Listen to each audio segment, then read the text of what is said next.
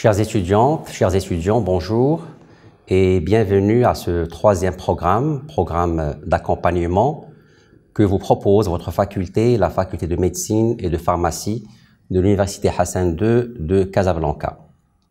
Avec moi pour ce programme aujourd'hui, j'ai le plaisir d'être accompagné avec deux de vos enseignants, professeur Moulay Hichem Afif, que vous connaissez bien sûr, professeur de l'enseignement supérieur de pneumologie, chef de service de pneumologie de l'hôpital du 20 août 1953 du CHU Ibn Rushd.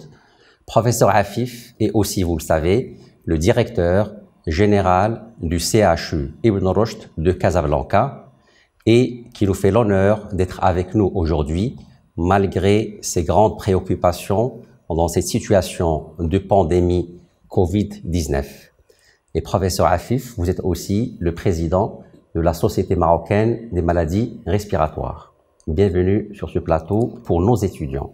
Merci beaucoup, monsieur le doyen, madame la vice-doyenne. C'est un plaisir d'être parmi vous ce soir avec les étudiants pour parler du Covid-19, un sujet d'actualité par excellence. Merci beaucoup, professeur Afif, monsieur le directeur général. À ma droite, madame le professeur Souha Sahraoui, notre vice-doyenne chargée des affaires académiques et pédagogiques et professeur de radiothérapie et d'oncologie. Merci, monsieur le doyen. Bonsoir, chers étudiants. Bonsoir, monsieur le directeur. Et je suis vraiment enchantée d'être parmi vous, surtout pour animer cette troisième capsule qui sera destinée à nos chers étudiants de notre faculté de médecine. Merci, madame Sahraoui. Pour commencer, on prendra une première série de questions des étudiants. Première série de questions donc, des questions regroupées sous la thématique Covid-19 et transmission. On regarde. C'est Nada El Fajri, étudiante en première année pharmacie. Ma première question est, est-ce que les animaux de compagnie peuvent-ils transmettre le virus à l'homme, sachant bien qu'on a récemment enregistré un cas de chat testé positif au Covid-19 en Belgique. Ma deuxième question est la suivante. Est-ce qu'en cas de plaie superficielle sur la main, ça sera mieux de mettre des gants ou pas la peine? Alors bonjour, je me présente, Mohamed Lay, étudiant en première année de médecine. Et ma question est la suivante. Quel est le risque que les animaux de compagnie, les chats, les chiens, etc., soient infectés par le coronavirus et s'ils peuvent le transmettre à l'homme? Quelle est la différence entre Covid-19 et SARS-CoV-2? Dites-moi, professeur, peut-on être infecté à partir d'une source animale? Donc, professeur Afif, les premières questions des étudiants sont relatives au risque. Est-ce qu'il y a un risque de contamination par les animaux, notamment les animaux de compagnie? Et puis, une question sur, quand on a une plaie de la main, est-ce que c'est un facteur, est-ce qu'il est possible d'avoir ce virus? Alors, pour la transmission de l'animal à l'homme, pour ce qui est du virus du SARS-CoV-2, qui donne la maladie qui s'appelle le Covid-19. Donc déjà, je réponds en même temps à une question qui a été posée. Alors, habituellement, les animaux ou le réservoir ou l'hôte initial de ce virus, donc c'est plutôt des animaux sauvages. Donc on a parlé à un certain moment des chauves-souris, on a parlé du pangolin, on a parlé à un certain moment aussi des serpents, mais c'est surtout peut-être le pangolin qui est le plus retenu comme source probable de l'infection par le SARS-CoV-2, qui est le virus du Covid-19.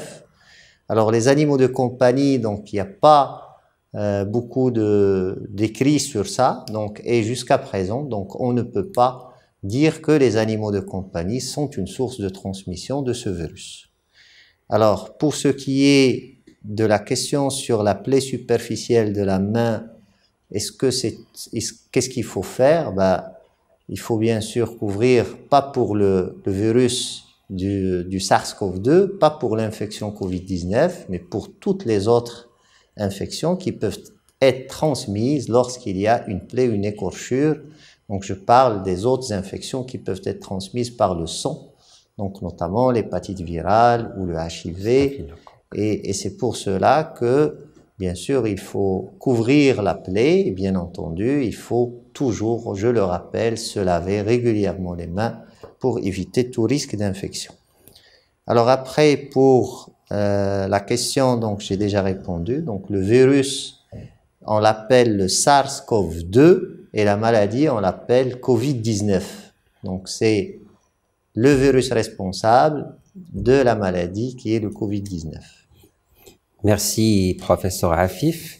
Donc, pour la plaie de la main, bien entendu, toute plaie, c'est une effraction cutanée et donc c'est une porte d'entrée à des microbes variés. Et donc, là aussi, c'est classique.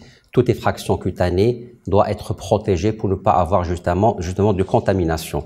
Dans le même ordre d'idée, sur ces questions de la première série relative à la transmission du Covid-19, nous avons reçu des questions par écrit. Une question d'une étudiante plutôt, Nisrine Monsif 5 Amale Médecine, et qui dit « Quelle est la durée de vie du SARS-CoV-2 sur les fruits et légumes et est-on obligé de les laver par l'eau et du savon ?» Je pense que la réponse à cette question est très simple. Donc, la consommation des fruits et légumes, et c'est obligatoire de les laver. On ne les lave pas avec de l'eau et du savon. Il faut laver avec de l'eau qui contient quelques gouttes d'eau de javel. Donc, vraiment quelques gouttes. Donc, et ça permet d'éliminer tout risque de contamination par les fluides. Il n'y a pas que ce virus dont on parle maintenant, mais tous les autres microbes qui peuvent être transmis lorsqu'on consomme des fruits qui sont mal lavés. Donc, il y a d'autres choses qu'on peut avoir et qui peuvent être responsables de diarrhée, de troubles digestifs. Alors, laver à l'eau et au savon, donc c'est plutôt les mains qu'il faut laver régulièrement à l'eau et au savon, parce que même si vous consommez un fruit qui est bien lavé, si vos mains ne sont pas lavées, donc vous risquez à ce moment-là d'ingérer des microbes et d'avoir des troubles digestifs. Et dernière question de cette série, étudiant de 3e année médecine, Mohamed Yassika, vu la transmission du virus par les gouttelettes dispersées par la toux, est-ce que le port de masque chirurgical n'aurait pas un effet protecteur en ambulatoire? Entre parenthèses, pas à 100% bien sûr, mais ça va réduire quand même le risque de contamination. Alors habituellement, le masque chirurgical, donc il est réservé pour qu'il n'y ait pas de projection de gouttelettes. Donc on part du principe que celui qui doit pas projeter les gouttelettes, c'est la personne malade, infectée. Et on lui fait porter un masque pour qu'il n'y ait pas de projection de gouttelettes, que ce soit au moment de la toux ou au moment de l'éternuement. Maintenant, le personnel soignant, les étudiants en médecine, donc lorsqu'ils sont dans des services cliniques où il y a un risque d'être en contact avec un malade, ils peuvent porter le masque, ils peuvent porter bien sûr un masque chirurgical. Alors les autres types de masques, les masques FFP2, ils sont réservés au personnel qui va travailler au contact d'un patient en faisant des gestes qui sont très contaminants. C'est-à-dire quelqu'un qui travaille en réanimation, qui est en train de faire une aspiration de sécrétion bronchique. Lorsqu'on veut faire un prélèvement pour faire le diagnostic, un écouvillonnage nasal ou un écouvillonnage oropharyngé, lorsqu'on fait une fibroscopie, lorsqu'on fait un lavage bronchiolo-alvéolaire, lorsqu'on recueille des expectorations de patients pour faire les tests diagnostiques. Donc là, c'est des gestes qui sont très infectants, qui sont potentiellement infectants. C'est des gestes qui sont à risque et à ce moment-là, donc on porte un masque FFP2 qui est en fait une pièce filtrante faciale qui permet de bloquer les virus pour qu'il n'y ait pas la pénétration du virus au niveau donc du nez ou de l'appareil respiratoire de la personne qui est en train de faire les soins. Merci. Donc ça c'est la question classique et qui revient pratiquement à tous les programmes, c'est justement le port masque chirurgical ou masque FFP2. Donc là, c'est des éclaircissements et des éclairages pour tous nos étudiants. On passe directement à la deuxième rubrique. Bonne pratique.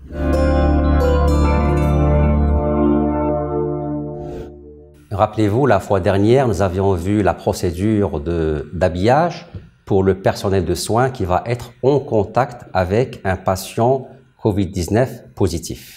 Madame Sahraoui, qu'est-ce qu'on voit aujourd'hui? Alors aujourd'hui, ça va être une capsule qui est faite par le département d'anesthésie et réanimation au niveau de notre faculté de médecine. Et donc, c'est la 3e capsule. La première était concernant le lavage des mains, la deuxième était l'habillage. Et aujourd'hui, on va voir la capsule du déshabillage, tout en sachant que le matériel, c'est un matériel qui est contaminé par le Covid. Donc, c'est vraiment des choses qu'il faut vraiment avoir à l'esprit au moment du déshabillage après un geste envers un malade qui est contaminé par le Covid. On regarde donc la capsule.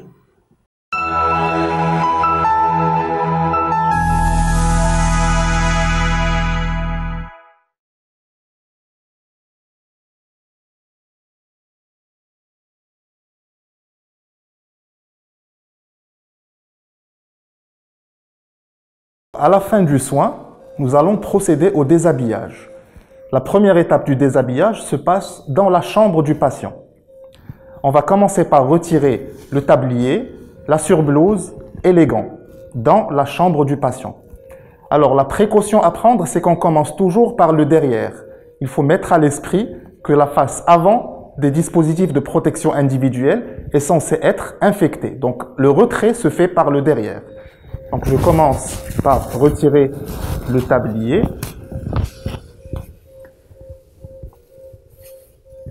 Tout en mettant la face externe hors de mon contact et je jette dans une poubelle censée recueillir les déchets liés aux activités de soins à risque infectieux. Alors je retire ma surblouse tout en tâchant de mettre le côté qui a été en contact avec le patient à l'intérieur. Et par la même occasion, j'enlève les gants.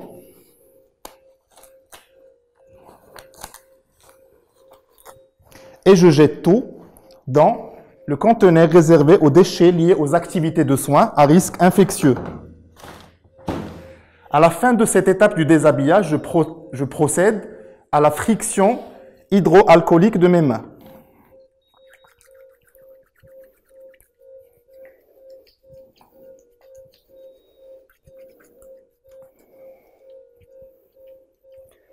Jusqu'au séchage complet. Maintenant, je peux quitter la salle du patient et procéder à l'étape suivante du déshabillage. Donc, à la sortie de la chambre du patient, je vais encore procéder à la friction hydroalcoolique des mains.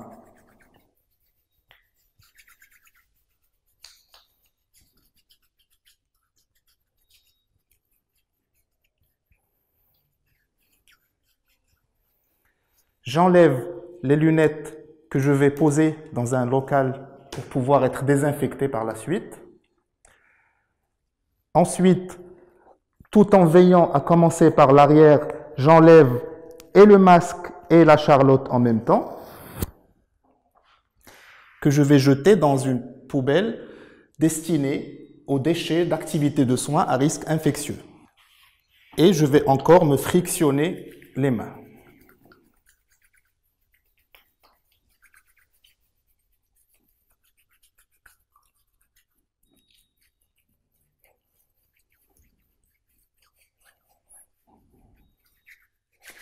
Voilà, donc nous avons procédé au déshabillage. Il faut faire attention à donc les messages importants, c'est que le retrait de tous les éléments de l'habillage du personnel soignant se fait par l'arrière et il faut toujours penser à se frictionner les mains entre toutes les étapes du déshabillage.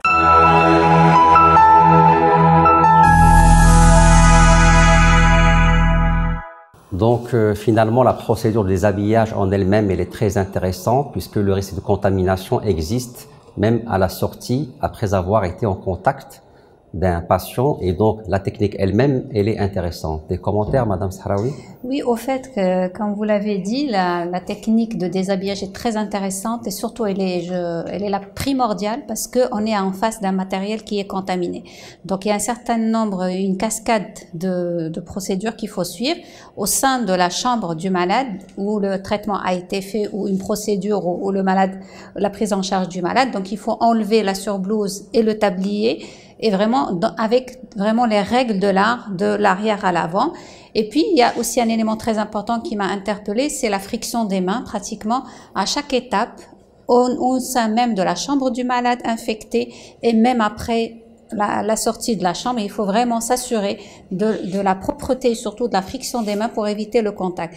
Et il est clair que autant l'habillage a aussi ses procédures, autant le déshabillage a des procédures parce qu'on est en face d'un matériel qui est contaminé. Donc, il faut vraiment faire très attention et suivre les instructions. Merci. Donc, on rappelle que c'est des procédures pour les patients qui sont en contact, plutôt les soignants qui sont en contact de patients positifs confirmés. Et on prendra donc une deuxième série de questions de nos étudiants. Alors, dans la série de questions relatives au Covid-19, à la clinique et à la confirmation, nous avons des questions par écrit. L'étudiante Ibtissam Sajid, 7e année de médecine, elle demande quelle est la conduite à tenir d'un médecin généraliste devant un cas suspect. Et sa deuxième question, quelle est la conduite à tenir devant un cas confirmé sans signe de gravité? Alors, pour le médecin généraliste qui est en face d'un cas suspect, ben, si c'est un médecin généraliste qui est dans un centre de santé ou dans les urgences d'un hôpital, alors, au niveau de ces urgences, au niveau de ces structures publiques, donc il y a la préparation des salles d'isolement. Donc, lorsque je suis devant un cas suspect, première des choses, je vais l'isoler, je vais lui faire porter un masque chirurgical, je vais porter moi-même donc un masque, et puis par la suite, donc je vais contacter les numéros, soit le 141 ou le numéro vert du ministère de la Santé. Et on va à ce moment-là revoir avec moi, est-ce que ce malade répond à la définition ou pas d'un cas suspect de Covid-19.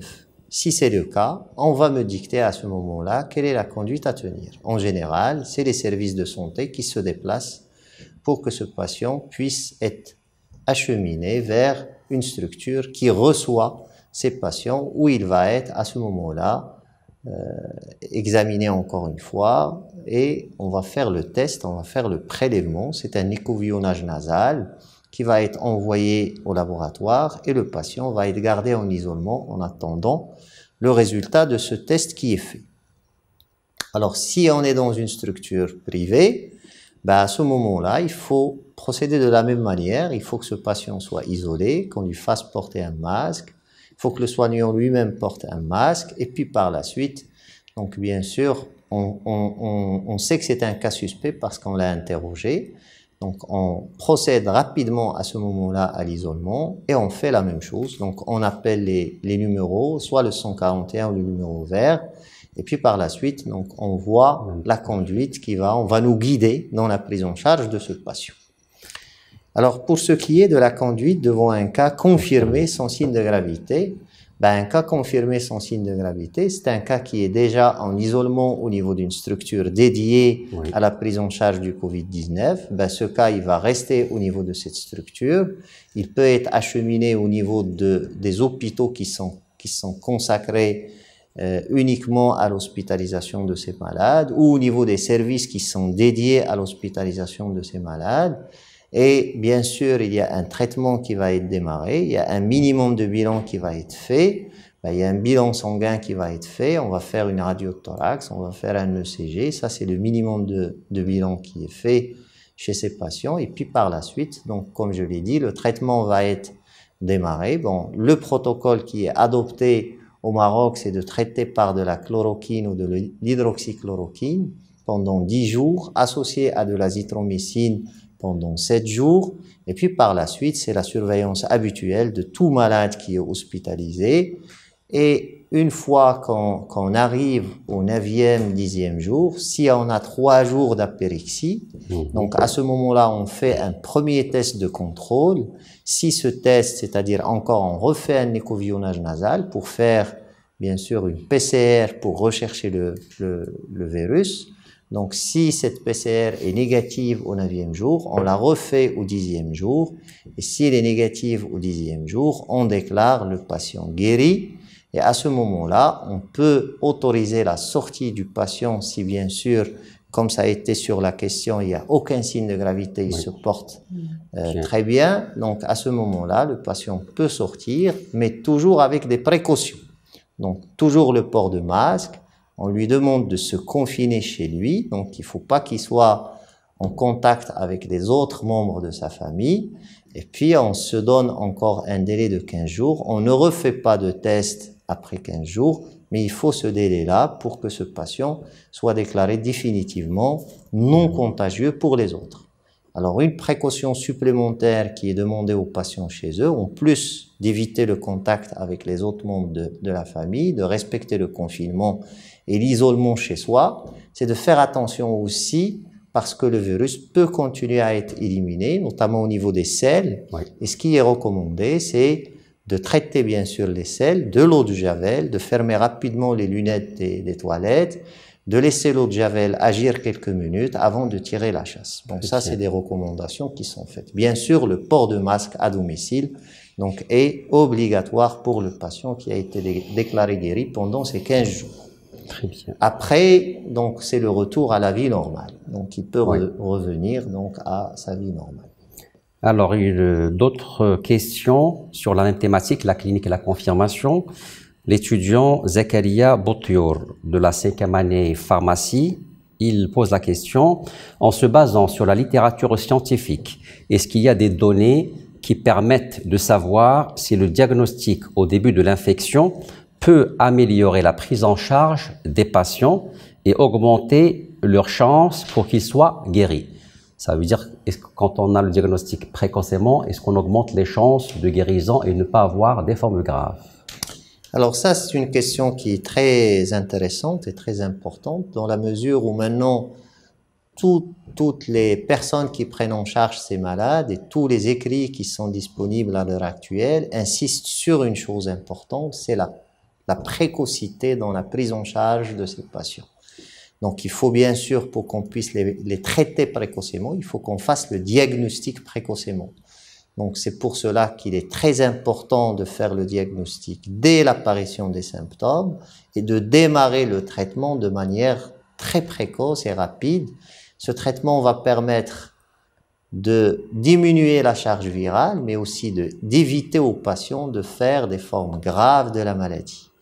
Bien sûr, ça, très important, la précocité de la prise en charge, c'est quelque chose de primordial dans le traitement des malades avec Covid-19.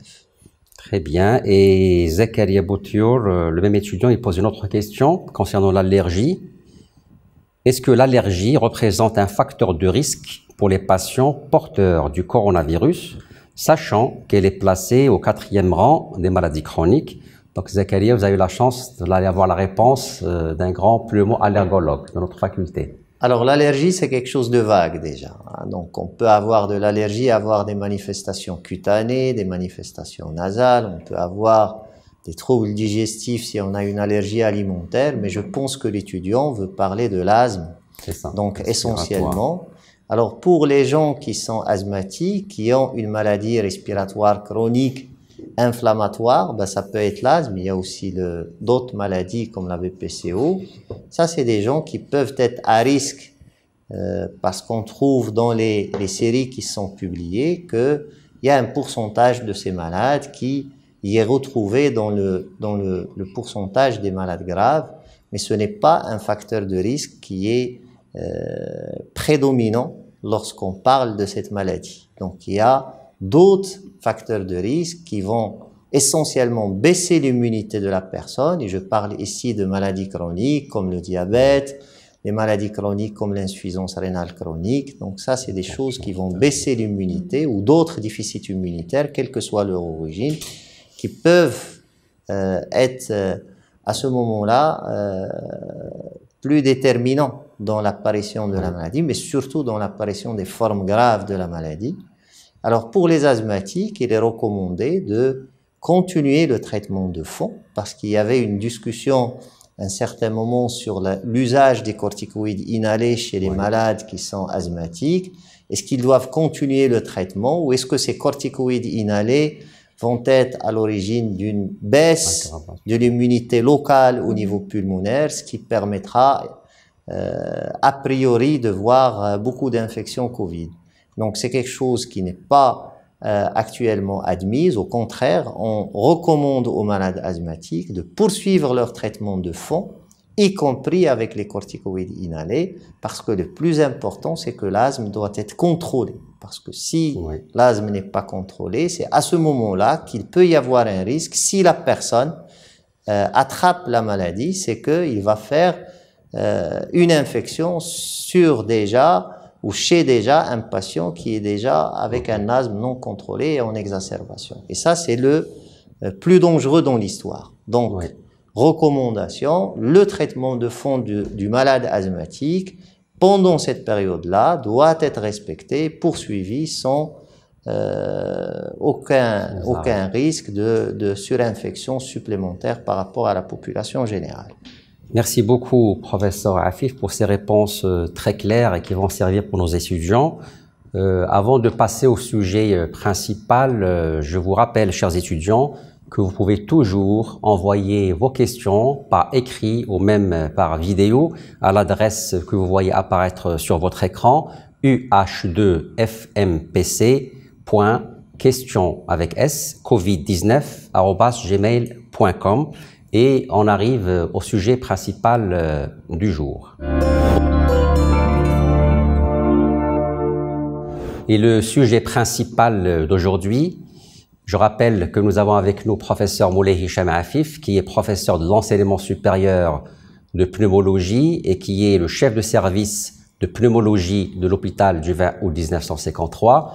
Et aujourd'hui, justement, avec professeur Afif, on va débattre des problèmes respiratoires de ce Covid-19, l'atteinte respiratoire. On entend qu'un pourcentage des patients atteints du Covid-19 vont avoir d'importants problèmes respiratoires. Ça peut aller jusqu'à la pneumonie, la détresse respiratoire, jusqu'aux soins intensifs et jusqu'à la réanimation. Et donc, professeur Afif va nous éclairer nos étudiants sur la clinique en général et sur les problèmes respiratoires en particulier et qui peuvent engager le pronostic vital de ces patients. Professeur Afif. Alors, pour ce qui est de l'infection au SARS-CoV-2, le Covid-19, l'atteinte respiratoire ou le tableau clinique qui est réalisé, c'est un tableau d'infection respiratoire aiguë. Ça comporte de la fièvre, ça comporte d'autres signes respiratoires comme la toux, la dyspnée.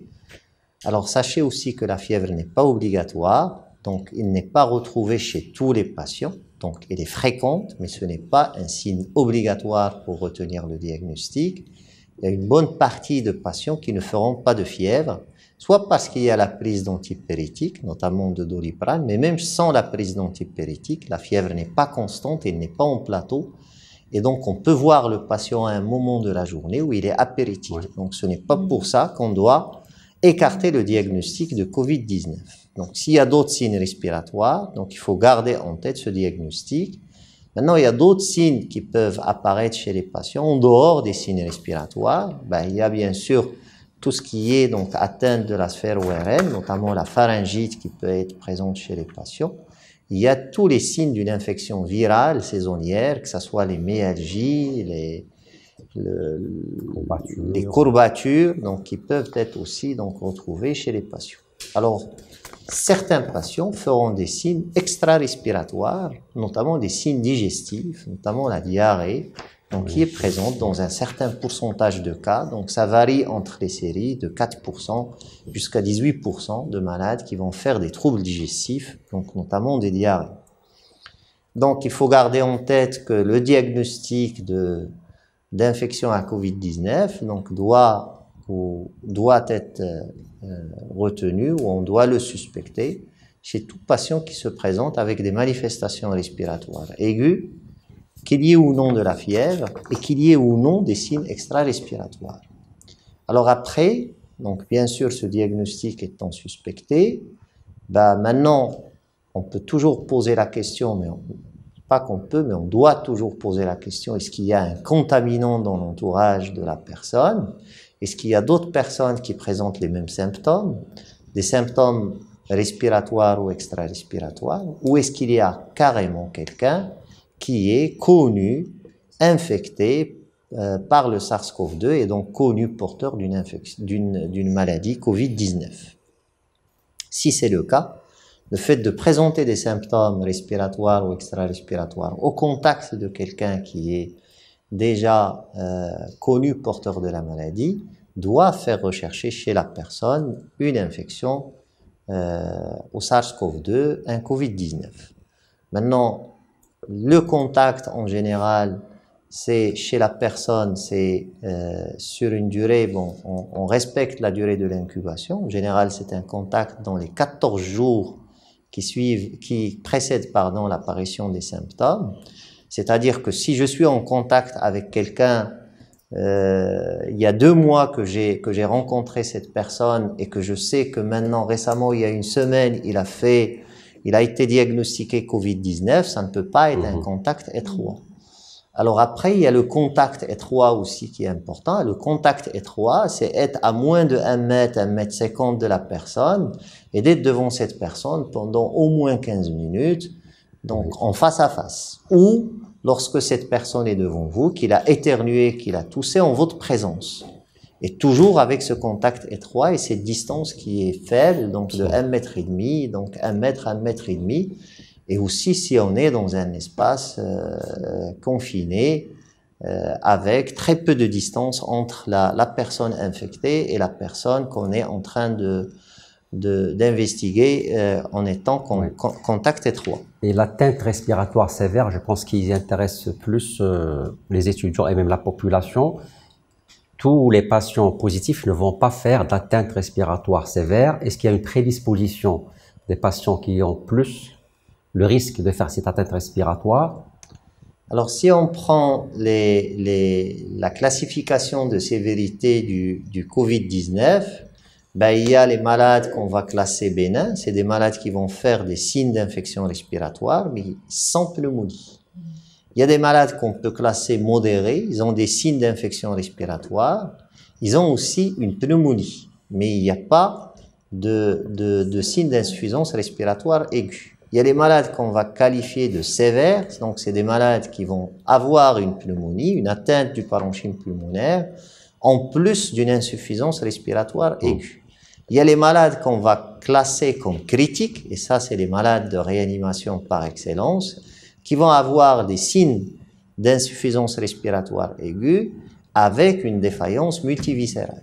Donc ça c'est les malades critiques. Maintenant, en termes de pourcentage, les cas bénins, les cas modérés, c'est 80% des malades. Alors les cas sévères, c'est 15% de malades. Et les cas critiques, c'est 5% de malades. Donc les malades qui vont nécessiter l'unité de soins intensifs ou la réanimation, c'est 20% de l'effectif global des patients. Et c'est là justement où le pronostic vital est mis en jeu. Donc c'est les 20%. Avec la défaillance multiviscérale, c'est surtout la réanimation. Et avec la pneumonie et l'insuffisance respiratoire, ça peut être soins intensifs ou réanimation. Et là aussi, le pronostic, il peut être mis en jeu. Paracliniquement, professeur Afif, est-ce qu'il y a des caractéristiques de cette pneumonie sur l'imagerie? Alors, déjà, quels sont les signes qui laissent présager que ce patient ou cette patiente feront des formes sévères? Alors, première des choses, il y a la lymphopénie sur la numération formule sanguine. Donc, il y a un taux de... Et surtout lorsque la lymphopénie baisse entre des examens successifs. Donc, vous l'avez placé en hospitalisation normale, en isolement, vous faites des bilans de contrôle, vous voyez que la lymphopénie baisse de jour en jour. La deuxième chose, lorsque vous avez une élévation de la CRP sur les bilans successifs de contrôle avec des chiffres importants. À chaque fois, vous avez des taux importants de CRP et une progression dans ces taux. Lorsqu'il y a aussi un autre marqueur de l'inflammation, notamment la transférine, la ferritinémie, donc lorsque vous avez donc la ferritinémie, donc qui augmente donc sur des bilans successifs.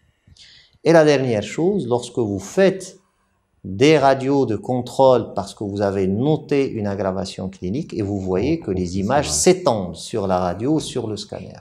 Ça, c'est des choses qui laissent présager que ce malade va faire une forme sévère de la maladie. Alors après, au niveau pour cette maladie, le Covid-19, donc en général, il y a une première phase où on a des symptômes qui ne sont pas très importants, mais on se méfie toujours pour ces 20% de patients, et surtout pour les 5% des patients qui vont faire un syndrome de détresse respiratoire aiguë de l'adulte. Donc ça, c'est des gens qui, malheureusement, peuvent démarrer cet état critique, donc cette aggravation importante de leur symptomatologie, à la sortie de la première semaine de l'infection, à la sortie de la première semaine des symptômes. C'est-à-dire que c'est vers le 8e et le 9e jour qu'on peut voir apparaître des formes critiques de la maladie, alors qu'au départ, les symptômes n'étaient pas d'emblée ceux d'une forme critique du Covid-19. Pour cela que c'est des malades qui nécessitent une surveillance et un contrôle régulier. Donc, il faut à chaque fois s'enquérir de l'état des patients. D'abord, toujours la clinique. Est-ce qu'il n'y a pas de polypnée? Est-ce qu'il n'y a pas de signe de lutte? Est-ce que les patients sont toujours fébriles ou ils sont devenus apéritiques? Ça, c'est des choses importantes. Puis par la suite, on a parlé de la biologie, de l'évolution de la lymphopénie, de la CRP, de la ferritinémie, qui sont aussi des marqueurs de l'inflammation. La CRP et la ferritinémie qui vont laisser présager éventuellement d'une aggravation à venir si on voit que c'est des chiffres qui augmentent de contrôle en contrôle. Et si besoin, bien sûr, faire un contrôle radiologique si on voit que la clinique et la biologie tendent vers la sévérité. Alors en pratique, professeur Afif, vu ces 4 tableaux de sévérité et vu le risque d'aggravation, ça suppose que tous les patients positifs, confirmés, doivent avoir une surveillance clinique et donc on va dire que tous les positifs doivent être en milieu hospitalier. Alors ça, c'est une approche qui est fonction de la situation de l'épidémie au niveau d'un pays. Alors, beaucoup de pays ont fait le choix d'hospitaliser tous les patients qui sont diagnostiqués. Parce que ça nous permet de les surveiller et de les surveiller de près. Surtout, ça permet de les isoler de leur entourage, donc et d'éviter la diffusion et la contamination dans l'entourage de ces personnes. Et après, on est sûr que cette personne-là ne va pas sortir pour aller travailler ou pour aller faire une occupation quelconque qui risque d'être contaminante pour les personnes qu'il va rencontrer.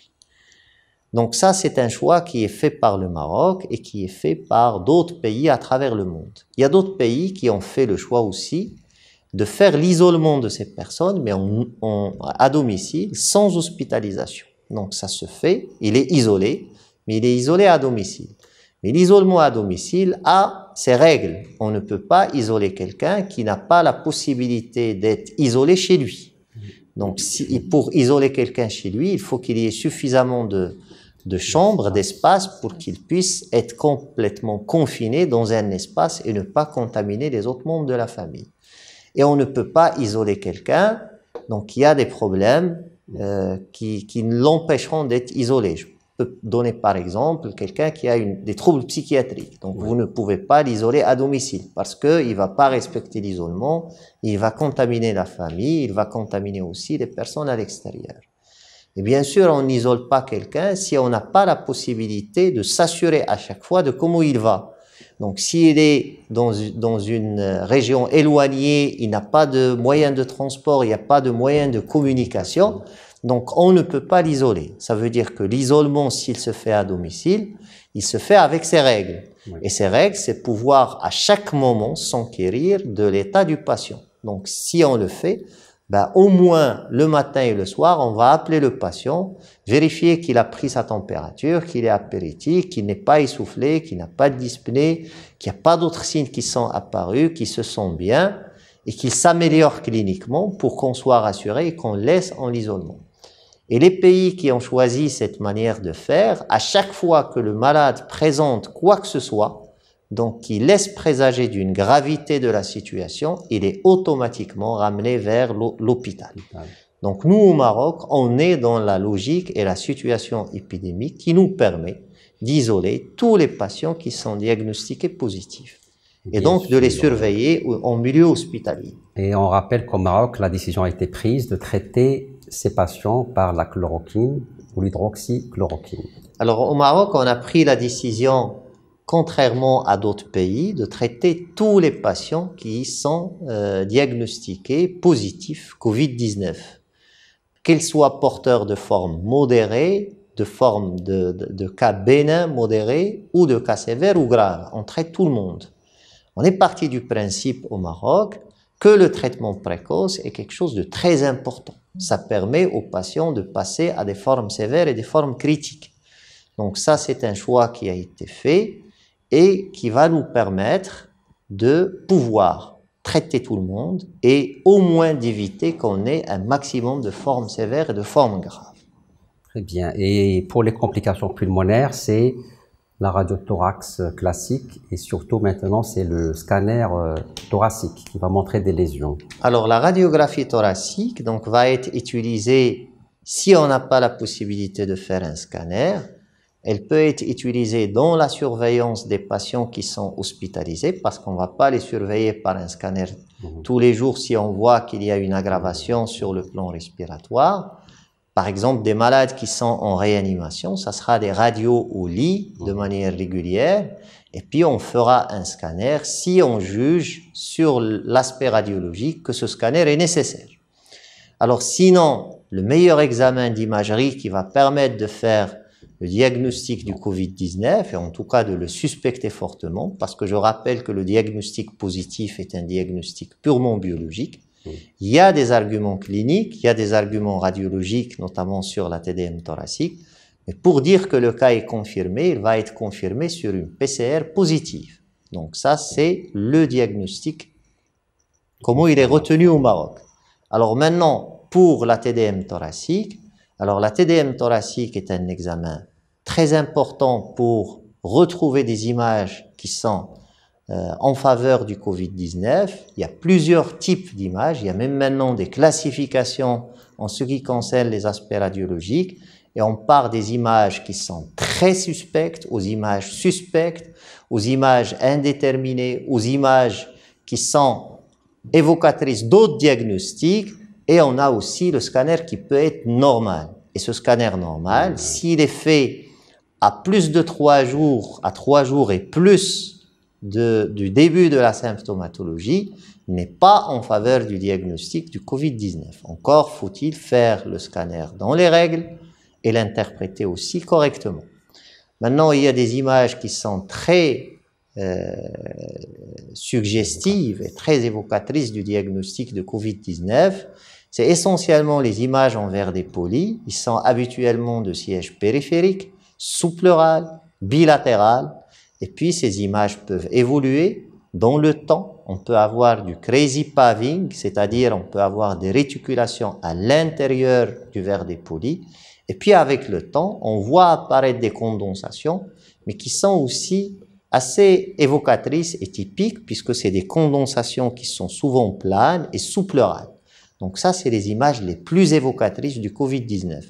D'autres images sont possibles. On peut toujours trouver d'autres images en dehors de ces images qui sont très typiques dont on a parlé. Et c'est pour cela que le scanner est un outil important, donc qui nous permet de suspecter le diagnostic et d'aller vers l'examen et faire le test pour le confirmer. Je rappelle encore une fois que la confirmation se fait sur une PCR positive au Covid-19. Et professeur Afif, topographiquement, est-ce que tous les patients vont faire, on va dire, une atteinte de l'appareil respiratoire bas? Est-ce qu'ils vont être touchés sur les poumons ou il y a des patients qui vont avoir juste une atteinte de l'oropharynx? Alors, il y a très peu d'atteintes respiratoires hautes. Ça existe, c'est noté sur les séries. Mais essentiellement, donc, on va avoir une atteinte de l'appareil respiratoire à partir bas, donc la trachée, les poumons, mais surtout donc l'atteinte pulmonaire. Et d'ailleurs, cette atteinte pulmonaire, c'est elle qui va conditionner la sévérité de la forme et qui va conditionner le pronostic des patients. Donc, le pronostic est fait par cette atteinte. Merci beaucoup, professeur Afif. Donc, chers étudiants, vous avez eu beaucoup d'éclaircissements, beaucoup d'éclairages concernant l'atteinte respiratoire, l'atteinte pulmonaire en matière de Covid-19. On vous remercie encore une fois, professeur Afif, et on continue avec des questions des étudiants.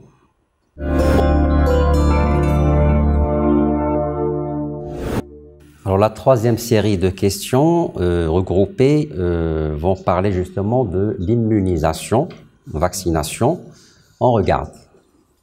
Je suis Mariam Rafia, étudiante en 5e année à la faculté de médecine et de pharmacie de Casablanca.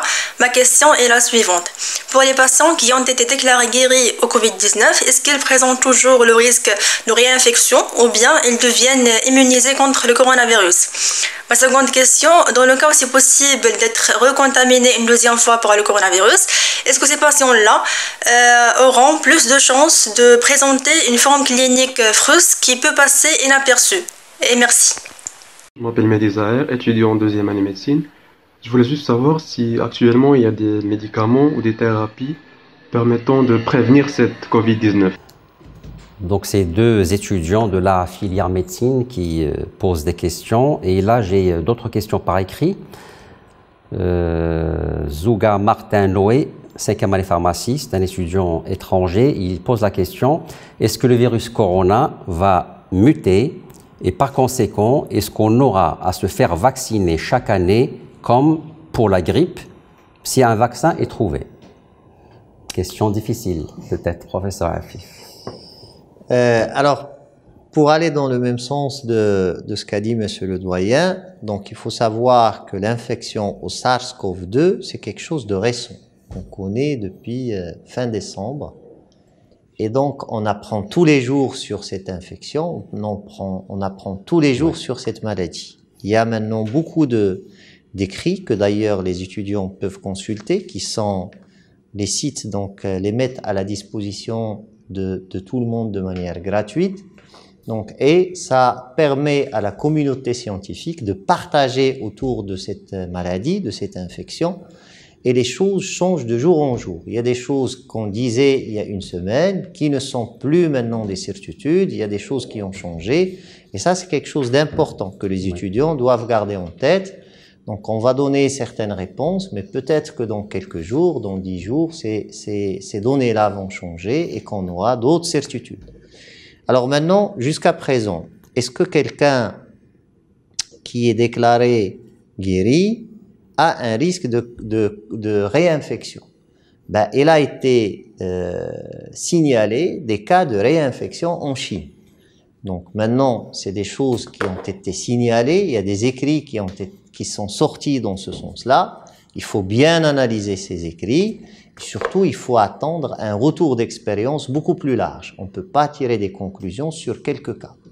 Donc, si ces cas-là s'avèrent fréquents, c'est que lorsqu'on fait cette infection-là, on n'est pas suffisamment immunisé pour ne pas la refaire. Et donc, la moralité de la chose qu'on doit garder en tête, c'est qu'il faut garder toujours les précautions nécessaires, même lorsque on a fait cette infection et qu'on a été déclaré guéri. Donc, gardez en tête qu'on peut être infecté à nouveau. Maintenant, ce qui est aussi rapporté, c'est que les gens qui sont réinfectés ne font pas forcément des formes frustes. Ils peuvent même faire des formes très sévères. Donc, parce que la réponse immunitaire risque d'être encore plus importante. Et donc, le rush inflammatoire risque d'être encore plus important que la première fois. C'est pour cela que, je l'ai dit encore, la moralité de l'histoire, la moralité de la chose, c'est qu'il faut continuer à se protéger, continuer à respecter les règles d'hygiène et continuer, bien sûr, si nécessaire, à porter, lorsqu'on est dans des situations contaminantes, des équipements de protection individuelle qu'il faut. Donc ça, c'est la première chose. Maintenant, dans quelques temps, on aura certainement d'autres données pour répondre mieux à la question qui a été posée. Mais déjà, il y a ces écrits qui ont été publiés qui attirent notre attention sur le fait qu'on doit rester vigilant, donc, et ne pas se dire « ça y est, je suis immunisé ». Alors, deuxième question, c'est celle de la thérapie de prévention. Alors, encore une fois, on est devant une infection qui est apparue de manière récente et qui ne nous a pas encore laissé le temps de trouver des traitements spécifiques à cette infection. Donc, lorsque l'infection s'est déclarée en Chine, le premier réflexe des scientifiques, c'est d'essayer tous les traitements qui étaient disponibles et qui étaient supposés être actifs. Donc, notamment, on a parlé tout à l'heure de la chloroquine, de l'hydroxychloroquine, Pourquoi il a été essayé rapidement? Parce qu'on est parti du principe que lorsqu'il y a eu l'infection au SARS-CoV-2 au SARS-CoV-1 en 2002 et 2003, c'est un traitement qui a été donné dans des essais cliniques à ce moment-là et qui a montré une efficacité. Donc le premier réflexe des scientifiques, c'est de revenir sur un traitement qui est efficace sur le coronavirus. Donc c'est ce qui a été fait. Alors maintenant, d'autres thérapeutiques ont été utilisées, des antiviraux, donc des antiviraux qui sont utilisés habituellement pour le traitement de l'infection VIH, d'autres antiviraux qui ont été proposés, et dans tous les cas, jusqu'à présent, donc dans la communauté scientifique, on n'a pas eu le temps de dire ça c'est un traitement qui peut être donné en prophylaxie. Oui. Alors les premiers travaux, les premiers écrits qui sont maintenant publiés parlent de la prophylaxie essentiellement chez le personnel soignant, et les propositions de prophylaxie sont à base de chloroquine et d'hydroxychloroquine. Donc ça, c'est des choses qui sont encourageantes pour un professionnel de santé qui serait en contact avec un malade Covid, mais sans porter de moyens de protection. Donc j'insiste sur ce point.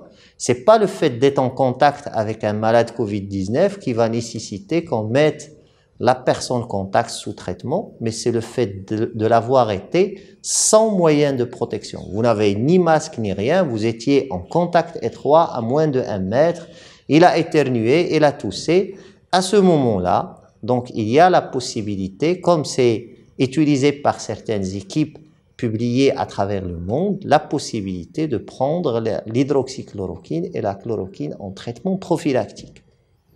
Donc ça, c'est une prophylaxie des soignants et ce n'est pas une prophylaxie de la population générale. Alors, au Maroc, donc le comité scientifique de lutte contre les infections respiratoires virales donc prendra certainement la décision pour faire une proposition dans ce sens, toujours pour le personnel soignant qui a eu un contact sans moyen de protection. Donc, et ça, c'est quelque chose donc, qui sera certainement annoncé dans les jours à venir si elle est validée donc, par ce comité. Merci beaucoup, professeur Afif. Donc, ça a été dit par professeur Afif. La pathologie, le Covid-19, c'est quelque chose de récent que ne connaît pas. On est en train de découvrir. Les choses évoluent jour après jour. Et je précise que les données que vous avez eues aujourd'hui par professeur Afif, c'est les données de ce jour.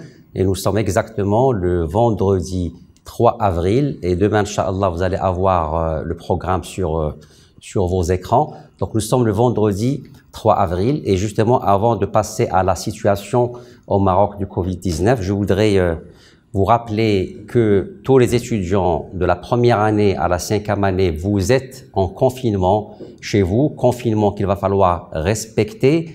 Il va falloir parler à votre entourage pour respecter plus le confinement et toutes les mesures d'hygiène.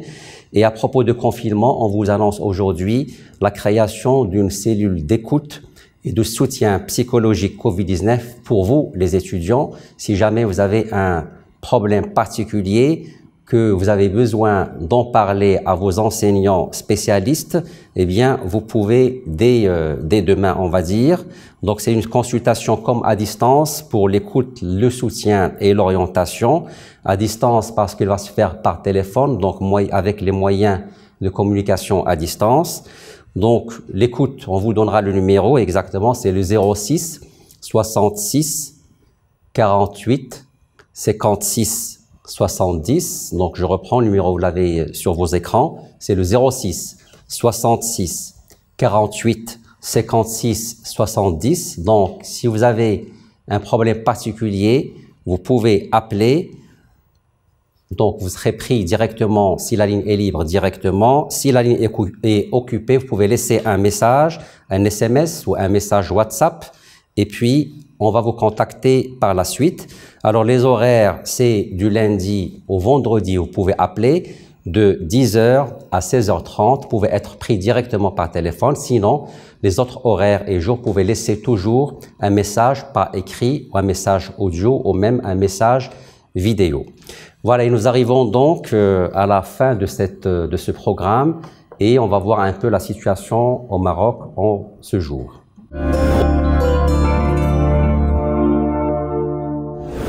Alors nous sommes le vendredi 3 avril et donc la situation au Maroc jusqu'à 18 h. Les nombres de personnes testées, marocains ou personnes étrangères qui étaient sur le territoire national. Donc nous avons fait jusqu'à aujourd'hui 18 h 3823 tests. Sur ces tests, 3062 sont revenus négatifs avec donc un pourcentage de pratiquement 80%. 80% des tests faits sont négatifs. Par contre, 19,9% sont positifs et nous sommes arrivés aujourd'hui à 761 cas de confirmés positifs Covid-19. Et lorsqu'on prend les testés positifs, les 761, nous sommes à un taux de guérison de 7,36. 56 personnes sont guéries de ce Covid-19. Par contre, nous déplorons 47 décès et donc un taux de 6,18. Tout le reste, entre les guéris et les décès, c'est des personnes qui sont toujours sous traitement. Professeur Afif, un petit commentaire peut-être sur la situation aujourd'hui et l'évolution de ces derniers jours? Alors on voit qu'il y a pas de progression importante des cas confirmés. Donc on est plutôt dans une logique de courbe en plateau. Et puis, le nombre de cas guéris va certainement augmenter dans les jours à venir parce que la déclaration de la guérison se fait lorsqu'on fait 2 PCR 2 jours de suite. Et en général, on fait cette PCR après le 10e jour, vers le 9e, 10e jour, voire parfois même plus tard. Donc, ce qui fait qu'il y a beaucoup de gens qui vont en bénéficier dans les jours à venir, ce qui va augmenter très certainement le nombre de patients guéris dans l'effectif que vous avez présenté, Monsieur le Doyen. Inch'Allah, espérons un aplatissement de cette courbe. Et bien entendu, c'est pas impossible. Donc, ça dépend que de notre comportement, à savoir le respect justement de ce confinement. Nous arrivons à la fin de ce programme. Donc, je voudrais, en votre nom, chers étudiants, remercier vivement, Monsieur le directeur général du CHU, professeur Afif, qui, encore une fois, malgré toutes les occupations que vous pouvez imaginer, en sachant que le CHU, est bien entendu, c'est les soins tertiaires, en sachant que les cas positifs, la majorité sont au niveau de notre région, la région de Casablanca-Staz. Donc, professeur Afif, monsieur le directeur général, merci beaucoup pour avoir répondu à l'invitation du décanat de la faculté et pour avoir consacré votre temps à nos étudiants, justement pour vous écouter et pour avoir un peu des nouvelles et des complications respiratoires. Merci beaucoup, monsieur le doyen, de m'avoir invité, de m'avoir donné l'occasion de parler aux étudiants, de donner des données scientifiques, mais aussi je voudrais leur signifier en fait que il est très important, si on a parlé tout à l'heure d'une courbe qui s'aplatit, c'est que on commence à voir les effets du confinement qui a été adopté. Donc je leur demande bien entendu de le respecter, d'en parler autour d'eux pour que ça soit respecté aussi dans leur famille et dans leur entourage. C'est quelque chose de très important parce que ça va nous permettre de limiter les risques de contagion. Et puis bien entendu, c'est des étudiants en médecine, des futurs médecins. Je vous demande aussi de rester mobilisés parce que il est possible donc qu'on ait besoin aussi de vous dans les premiers rangs pour faire la riposte à cette infection. Espérons justement que cette courbe va s'aplatir pour ce qui est des cas positifs au Maroc. Sinon, nos étudiants première, 5e année, ils sont en confinement, mais bien entendu, nos étudiants de 6e année, ils sont en stage dans des centres de santé, mais aussi dans des services hospitaliers du CHU. Et nos étudiants de 7e année, ils sont en stage dans des hôpitaux préfectoraux et régionaux, notamment dans notre région, celle de Casa-Staz. Et je suis persuadé, je suis sûr que tous nos étudiants voudront être avec nous dans le CHU, être sur le terrain pour remplir leur mission, leur future mission de médecin et pour être justement avec leurs collègues, les enseignants et avec tous les collègues personnels de soins. On ne peut pas terminer ce programme sans rendre hommage à tous les professionnels de santé, partout au royaume, qu'ils soient civils ou militaires, et qui sont sur le terrain en train de prendre en charge des patients positifs et en train d'être partout un peu sur tous les hôpitaux du royaume en train de prendre en charge justement ces patients. Avec nous, on avait aussi le professeur Sahraoui. Un dernier mot pour nos étudiants. Merci, Monsieur le Doyen. Au fait, je voulais simplement insister sur un élément très important pour nos étudiants qui sont en confinement, c'est d'insister sur l'hygiène. Je pense que c'est clair pour eux maintenant. L'hygiène qui est primordiale pour éviter la contagion. Également le confinement, comme ce qui a été dit durant les dernières présentations aussi, et la distanciation, c'est-à-dire qu'il faut rester à 1 mètre, 1,5 mètre par rapport aux autres personnes, même si on a par exemple besoin d'aller faire une course. Mais essayez de privilégier le confinement et surtout rester chez soi pour préparer ces examens et pour que vous puissiez mener à bien cette année, Inch'Allah. Merci à vous, Monsieur le Doyen, et merci à vous, Monsieur le Directeur Général. Merci, professeur Sahraoui. Donc, je rappellerai rapidement notre adresse pour recevoir vos questions, uh2fmpc.questioncovid19@gmail.com. Et je vous rappelle justement la création de cette cellule d'écoute et de soutien pour vous, chers étudiants. Et vous pouvez appeler au numéro 06 66 48 56 70. Et à la fin, encore une fois, en votre nom, merci beaucoup, Monsieur le Directeur Général, pour avoir été parmi nous. Et à très bientôt, Inch'Allah.